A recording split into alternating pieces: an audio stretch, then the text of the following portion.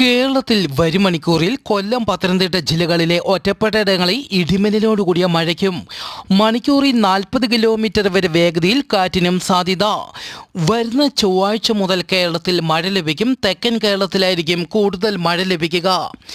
ഓസ്ട്രേലിയയിൽ രൂപപ്പെട്ട ആൽഫ്രഡ് ചുഴലിക്കാറ്റ് ശനിയാഴ്ച പുലർച്ചെയോടെ ബ്രിസ്ബനിൽ കരയിൽ പ്രവേശിക്കും. ബ്രിസ്ബനിലെ 20,000-ഓളം വീടുകളിൽ നിന്ന് ആളുകളെ ഒഴിപ്പിക്കുന്നു.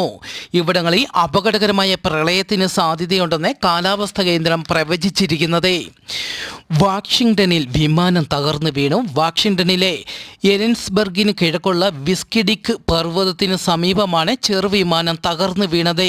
വിമാനത്തിന്റെ പൈലറ്റ് മരിച്ചതായി റിപ്പോർട്ടുകൾ.